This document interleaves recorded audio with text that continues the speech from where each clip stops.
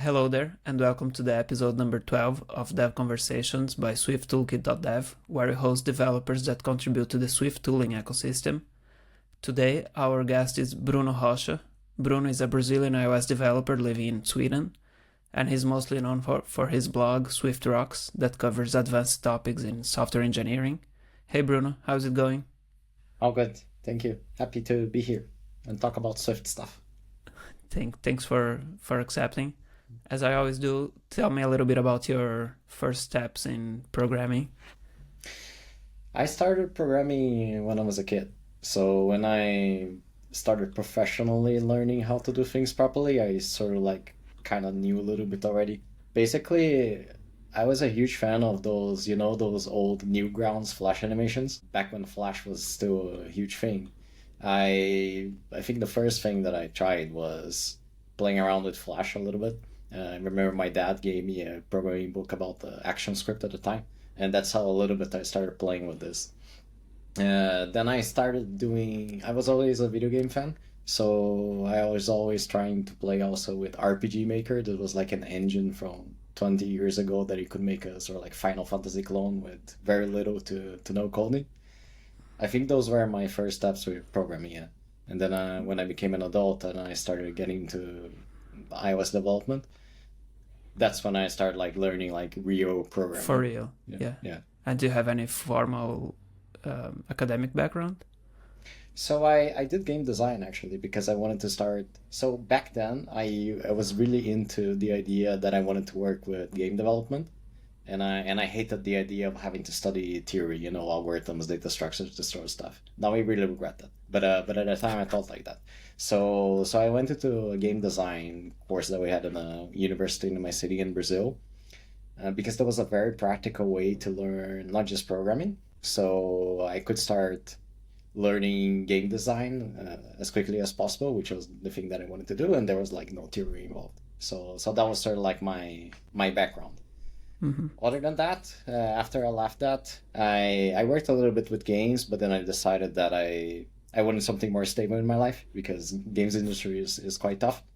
So I had an opportunity in my city to do the Apple Developer Academy, where they teach people iOS development in Brazil and in some other countries too. And I was accepted into that, and that's how I moved into iOS. Was it already Swift? It was in the very beginning of Swift. I think it was maybe Swift 1.2. So I started learning Objective-C at this course thingy, and but very quickly we switched back into Swift. Yeah, very nice. And I was happy for that because that's how I got a good. I think having a base in Objective-C is actually quite helpful for iOS even nowadays, with all of the layers being in Objective-C. So I think that was a lucky timing on my front. Yeah, I totally agree. I share some stuff in common. Programming for Flash and playing with Flash was also my first experience as something around this area, and I also learned by myself programming in Objective-C. And tell me, so your first real job was? So it depends if we're talking on the game world or on the iOS world. So there's this company in Brazil called Movile. I think actually today they're called something else. This was a really long time ago. But they were a holding of a bunch of other companies, one of them being iFood, which is, at the time, I don't know how things are today because I left Brazil quite a long time ago. It was the largest food delivery app there. And they had a really, really big app with lots of developers. And it was probably one of the only places in Brazil where you could actually work at that type of scale. And probably we were one of the first, together with some other companies that were similar to us, to actually bring some of these concepts to Brazil, I think. Because very few people were actually working at that size. How big was the iOS team there? I'm trying to remember if it was close to 50 people. Oh, wow. Definitely more than 20. I don't remember the exact number. But it was quite a lot of people. There were a lot of people working remotely already at the time. That's why I don't know for sure. But I do remember we could easily fill one of those large meeting rooms for tons of people, almost like a conference thing. I would say close to 50 maybe. What was the consequence of having such a big team, and how did you handle that? So when you get to this kind of scale, this is where you start to notice that what we usually learn for iOS development doesn't really apply, because a lot of the tips that you learn and what you see in those tutorial websites and so on, everything is kind of geared to a more small kind of app in terms of scale. Like maybe you have like 5 people working on something, and that's the entire company. But when you go to more than 50, things change a lot, because a lot of these processes they don't scale very well, especially Xcode. So one, probably the biggest example, is that this level of company, they don't actually use Xcode at all in terms of building. You have the IDE because you don't have much choice. We may even talk a bit more about that later. But you don't actually use Xcode for building. You use either, at the time you had the Buck and Bazel. Today people just go straight into Bazel. They don't look into Buck at all. So you have all this sort of like custom infrastructure. And in Brazil, you didn't really have anyone who did that you could copy. We had to sort of, at the time of iFood, we had to research all this stuff by ourselves. Yeah. Yeah. And that was a quite fun and challenging experience. What can you tell about introducing Bazel in an app that is standard 100% Xcode based? And for those who don't know, what can you also explain a little bit about Bazel? Yeah, so Bazel is an alternate build system. When we say Xcode, we are usually referring to like the whole package, the IDE and the building. But actually, these are different things. You have the IDE Xcode, which is where you write the code, but you also have the Xcode build system, which is what gathers your files, processes the dependencies, and provides you with the final binary. The problem with Xcode is that, like the other things that we're talking about, Xcode is sort of like designed for very small projects. If you get to a certain scale, you will notice several flaws with Xcode. First of all, Xcode doesn't really do caching very well. So if you have like multiple projects and you have like libraries that are shared between these projects, what you want to do in practice is that if you compile a library for one project and then you move to the other project, you want to reuse this cache. Xcode doesn't really do that very well. Another problem is that Xcode doesn't let you do remote caching. So if I build something here on my machine, then in theory, if you build something on your machine that is exactly the same thing, you don't have to do that because I already built it. So I could transfer this cache to you, and then things are faster for you. So there are lots of things like that we can talk about, and these are things that Xcode doesn't do. But when you go to a certain scale, you start needing those things. So, and this is what Bazel is. It's basically an alternative build system built by Google a long time ago that is essentially built for this type of scale. So if you look at it, you see it's completely different. The way you define builds, how you move things around, there's a whole setup for it. But it's really worth it for this kind of company. The downside is that it's very tricky to maintain. So this is why you don't see this being recommended overall, even though it sounds like a good idea. It's not because it's very hard to use. So people usually only do this at large companies because you generally need very specialized teams to do this. So people who their entire job is actually just maintaining making sure that this works well. Yeah. And this is what we created at iFood at the time. We created a team for this, and then we saw that this is actually, and I was part of that. And then we saw this is actually how all those big companies operate. If you go to Google, Uber, here Spotify, they all have like platforming divisions that they call. And these platform divisions, they are people who are staffed specifically to maintain this sort of like very complex infrastructure that you need at this level, essentially. Yeah, that makes sense. And from there you moved on to Spotify, right? Which is where you're currently at? Yeah. I moved to Spotify 5 years ago in 2020, just before COVID. Mm-hmm. And I joined here to essentially do the same thing. I joined the platforming division. I started working more directly with iOS, which is what I was doing in iFood, so taking care of the architecture of the app itself and those like infra-ish details, but very specific to iOS. And nowadays I do something more general. I take care of like infrastructure, period. So not necessarily the iOS app, but the entire repo and all of the other client offerings that we have. So the Android app, we have like a C++ layer that connects everything, this sort of stuff. So I look nowadays I'm at the level of abstraction lower than what I used to do.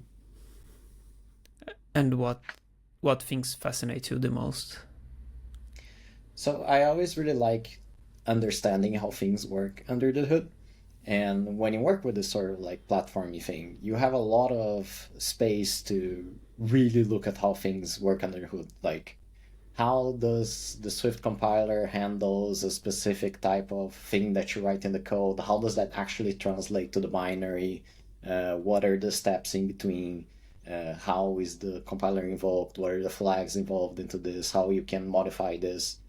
Because if you're trying to optimize things like, oh, I just want to make the builds as fast as possible or make the binary as small as possible, you end up getting into this sort of rabbit hole. And personally, I'm lucky that I actually enjoy this sort of stuff. That's part of how I even started the blog, is just like looking into how things work in the compiler and then taking notes of it and then publishing it. And in this job, I'm basically paid to do this sort of stuff. So it's very fun. Everybody wins. Yeah. And how do you begin this? Because it's not a standard programming routine, right? Which tools do you use and how is the cycle? Because let's say when programming for iOS, you build your view model or your models, controllers, and you iterate over it. How is the cycle for this kind of job? I think the tooling is not so different. It's just what you're looking at. So for example, if I'm trying to optimize cloning in the repo, so I just want cloning to be fast, it's not necessarily a matter of that I'm coding something else. It's just the nature of the research. So if you're doing iOS things, at the time, you would go to Stack Overflow, you would search a problem, and then you have your whole discussion there. The difference here is that I have other places to look at. Maybe I have the actual Git source code on GitHub. I look at discussions from a really long time ago where they mention change logs and sort of stuff. There are different Slack workspaces for this sort of stuff. Like there's a big Bazel Slack, for example, and with a lot of people from big companies there, you can have some interesting discussions about this kind of work. But there's also a lot of reverse engineering work that I like, and that will actually answer your question. There's, for example, one tool that I use a lot that's called Hopper, which is a disassembler. So when I have questions, for example, how is Xcode doing this thing when I press this button, I look at the assembly code and I try to piece things together based on this tool, which helps us like retranslate assembly back into something that is kind of the original source code, but not really. So there are lots of things like that. And also, I actually have it right next to me. There are lots of books about this sort of stuff. So this is one is called Art of Mac Malware. It sounds completely unrelated, but usually these sorts of books, they tell you how Mac works. So if you're trying to just debug things and understanding how things work, I'm sure these resources, they tell you how to do this sort of stuff. So that's also how I learn a lot of things related this to book this. Is in your list of book recommendations, isn't it? Yeah, I read the first one. This is the second edition. I'm still trying to get through. Cool. And yeah, and this sort of work is also you have one Swift evolution proposal that was accepted and implemented. It's SE 290. Can we talk a little bit about that? How was the process and how did you implement this? At what levels? Yeah, I guess that must be the availability one, because I have done a couple of things for. Yes. Yeah. Because I pushed a couple of PRs to Swift, mostly on the indexing part, because I had this project called Swift Shield that relied on that. So that's a little bit of how I got to know a little bit of the Swift compiler. But this thing there, the context is that we were trying to do, at the time, we called reverse availability check, because I don't remember what exactly I was working at the time, but I remember we had something in the app delegate that we wanted to do a check, not if something was available, but if something was not available. But this was not possible in Swift because back then, I think it's not the case anymore, you couldn't store the result of availability into a property. You had to actually just write the whole thing. And then I figured out, oh, this is an interesting project to learn more about Swift. So I opened up Xcode, I cloned the entire Swift source code, and little by little, using those debugging tricks that I was mentioning from these resources, I kind of start piecing things together. And eventually I was able to do it. But it took a lot of reviewing work from the Apple folks, so certainly wouldn't be able to do it alone. But sure. it's an example of if you put the time to understand how things work, you can really work with this type of stuff even if it looks extremely complicated. And you mentioned Swift Shield. This is the next topic I wanted to talk a little bit about. This is something that I don't do much of anymore, but back then, like more than 5 years ago, I was using open source projects as a way to just learn more about coding in general, just practice. And one project that I had was this thing called Swift Shield, which was basically the first, I think, code-based code obfuscator for iOS. So you get their entire source code, you run that, and this thing will actually just make everything gibberish so that you can publish on the store, and then people have a hard time getting through that. And the reason is because if you know a little bit of Objective-C, you learn that all of your function names and classes, this sort of stuff, it gets shipped into your compiled code. So it's very easy for someone to inspect how your code works. So if you have something that is like more sensitive, you may have an argument to try to just make gibberish out of that just to make it harder. And the way I implemented that was in Swift. In the Swift compiler, they have this thing called SourceKit, which is basically the indexing engine. It's the thing that if you pass a certain piece of code, it will tell you what it is. Like, oh, this is actually a reference to this other class that is referenced in this other place. And this is what does the code completion and highlighting in Xcode. So when you see everything painted correctly, what is doing that in the background is this thing called SourceKit. And you can use that separately. So I found a way to do that. I saw lots of tutorials from different people, and I was able to grab something that compile your app, run everything to SourceKit, so I could tell, oh, this class is used here, here, and here. Okay, so I'm going to replace all of this with some gibberish, essentially. But it's not a build phase. So I have to do a build on the background to make that happen. That is basically the context. But you can just run it whenever you want. But the thing is that SourceKit is not perfect. It works to a big extent, but there are some issues in the database that it produces. So that's why if you look at the repo today, there's this big warning say probably this will not work perfectly unless you have like mostly a simple project. And then I got tired of Swift updates breaking the tool because they used to change SourceKit all the time, add new Swift features, and this would cause bugs. And then eventually I said, okay, I don't want to fix this anymore. Yeah. But the good thing is that because of this project, I opened lots of PRs to the Swift compiler to fix these sort of like small issues in the indexing. So I think that's a cool thing that I was able to do because of it. Yeah, for sure. And you have this other project, right? For supporting Swift development in other IDEs. Yeah, so what I'm working right now, I haven't like officially publicly announced this, but the repo is public, so it's already out there for everyone to see. We'll make a bigger announcement sometime next week. But what I have been playing around recently was precisely with the idea of not needing to use Xcode anymore for iOS development, because for companies of our size, this is a little bit of a problem.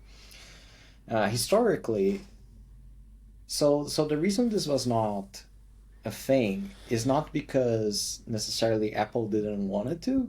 It's just that nobody pieced everything together. Because Apple always had the Swift language server protocol, the LSP, which is basically what modern IDEs use to add functionality for certain programming languages, and Swift always had that. So you could always use Swift for like VS Code, Cursor, this sort of stuff. It's just that the LSP itself was hard coded to only work with Swift Package Manager, so you couldn't use it for iOS development specifically. But what happened is that in last November, Apple actually opened this up. So you can now sort of like hook the LSP into something else that they call a build server protocol. And as long as you implement this build server protocol correctly, you can make Swift work with anything on any IDE that supports that. So at Spotify, we built this. Including iOS.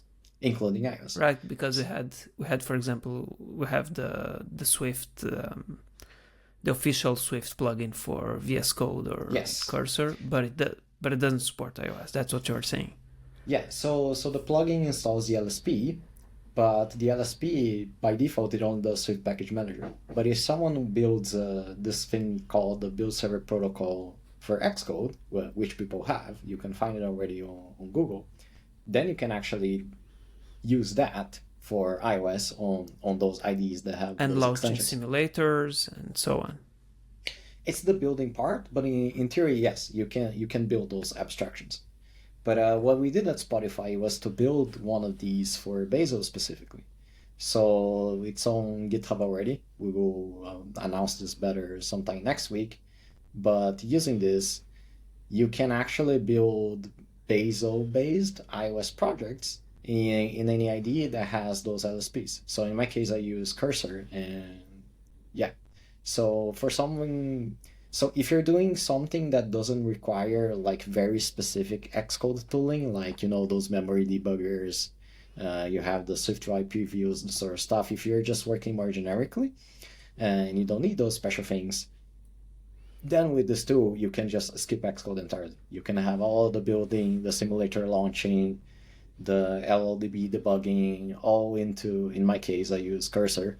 But this will also use in VX Code and probably a bunch of other stuff too, even like Sublime Text if you have the LSP plugin. So yeah, this is something that I'm very excited about because personally I never really like using Xcode at scale. Some people like it, but also they're probably on smaller projects, which is Xcode main focus, and for that, for sure, it works very well. But on larger projects, it's just a mess. The entire format of Xcode projects is very hard to deal with. It doesn't scale so much. Yeah. Congrats on such an achievement. And to wrap up, if you could leave some tips for people who want to get deeper on software engineering at all and Swift development, what are your tips? Yeah, something that I always say, even on many of the posts that I wrote, is that there's a huge benefit to learning how things work under the hood because it helps you make more informed decisions. People talk a lot about, this API does this API does that, and like, what should I use? And often you can find out the answer to those things by just knowing what happens under the hood. If you just use what's given to you without regards to what actually is enabling that to be possible, you can code, everyone does that, but you don't really know what is going on. So you can say that you have control over what you're doing. But if you take the time to actually understand things, you will see that you can develop some pretty powerful stuff and make some very, very strong optimizations on your code and, just be able to do anything really. Tips on how to do that. I have a couple of book recommendations that teach you this, like for macOS specifically. It's just so you know how to debug stuff. If you want to look at how some software was built, you can decompile that, debugging tricks. What else? Terminal tricks. There's a lot of really good terminal CLIs that is already installed on your Mac, but nobody knows because it's like very underground stuff, but also very powerful. Can you give some examples? I have this thing that I use a lot that is called pgrep, which is basically, it's the same as looking at the process list, which people might know is this ps aux for looking at what's running on their Mac, but it's for just very quickly locating instances of certain programs. And then with that result, you have the identifier of a program, and then with that you can just do like infinite other things. You can inspect the state of the program, you can look at what the programming is doing under the hood, like which file descriptors they are looking at, which is just like this whole other topic. So like it just goes forever, the types of things that you can learn with this. Anything else? I feel like curiosity is a very strong motivator for some of this stuff. And if people want to find out more about your work and your blog posts, where they can find you? Yeah, you can find me at swiftrocks.com. There you have everything that I'm doing essentially, and contact information if you want to reach out, socials, and all of this stuff. I put everything there nowadays. Amazing. Thank you so much, Bruno. We'll be in touch. Thank you, Nata. Bye. Thank you, everyone.